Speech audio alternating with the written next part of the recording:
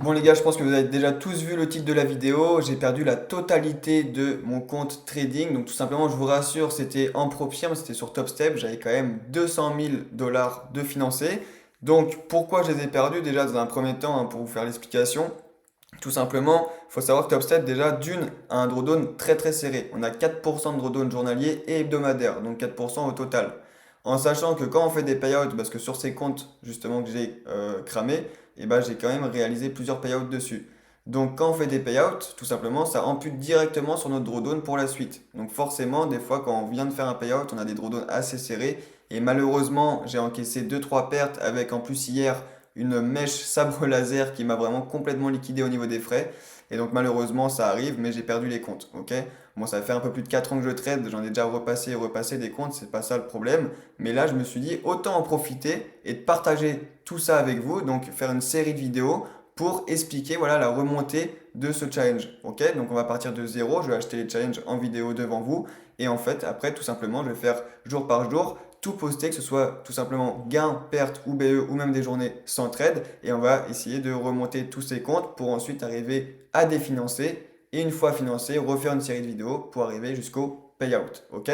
Mais avant de parler de payout, je vais déjà vous expliquer comment je vais procéder. Ok, ça peut être hyper intéressant même pour vous pour passer des challenges pro firme. C'est tout simplement comment je vais procéder au niveau de mon money management. Donc ça, c'est vraiment la base des bases.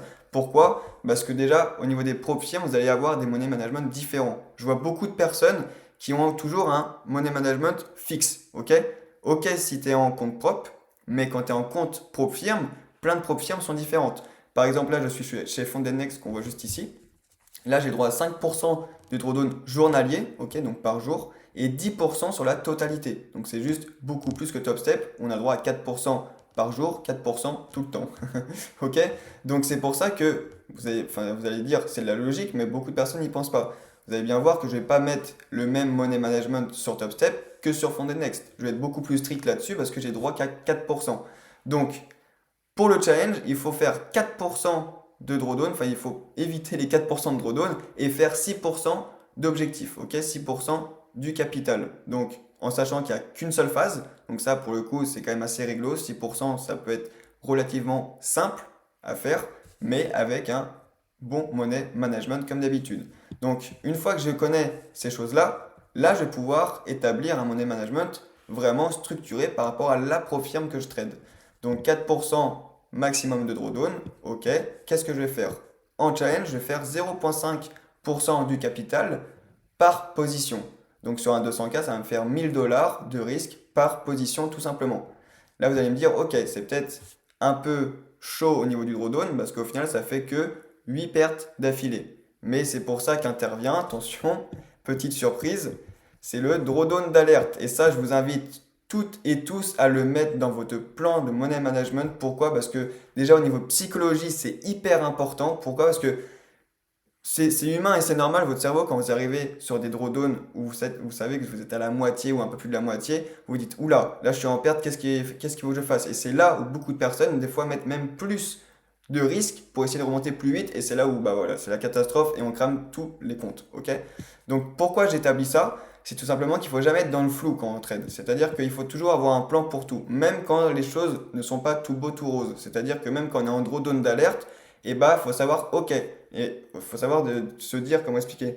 Ok, là, je sais comment intervenir, je sais combien je vais risquer, je sais mon plan pour remonter justement à ce drawdown.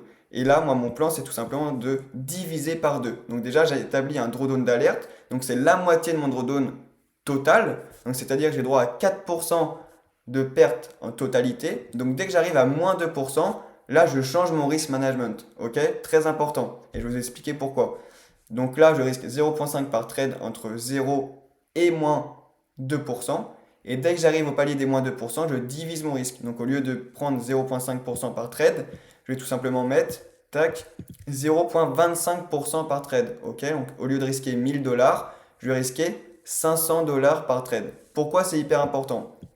Tout simplement, je vais vous montrer que au niveau de nombre de trades que vous avez en plus, c'est juste énorme. Donc si je trade avec que du 0,5 sans drawdown d'alerte, sans palier, bah, j'ai le droit à 4 positions plus 4 positions. Ok.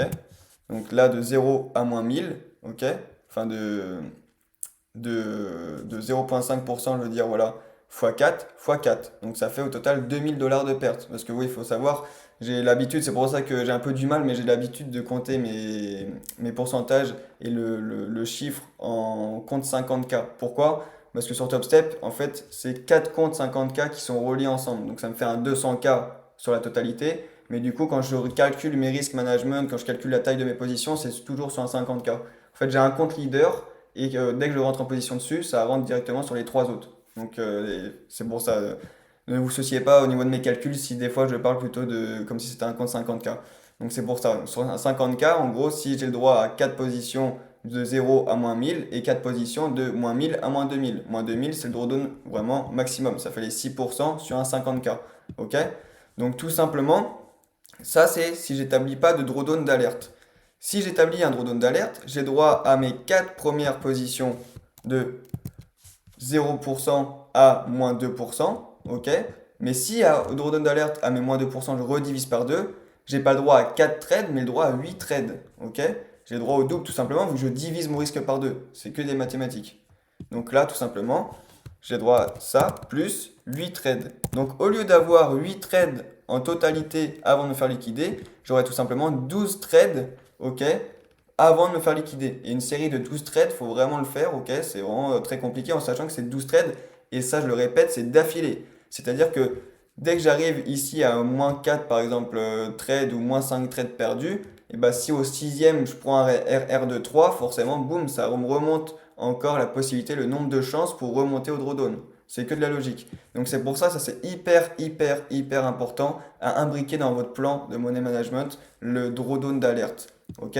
Sur Fondenex, par exemple, j'ai droit à 10% au total de pertes. Donc en fait, mon drawdown d'alerte est basé sur les 5%. Si je dépasse mes moins 5% de pertes, je redivise mon risque. Ok?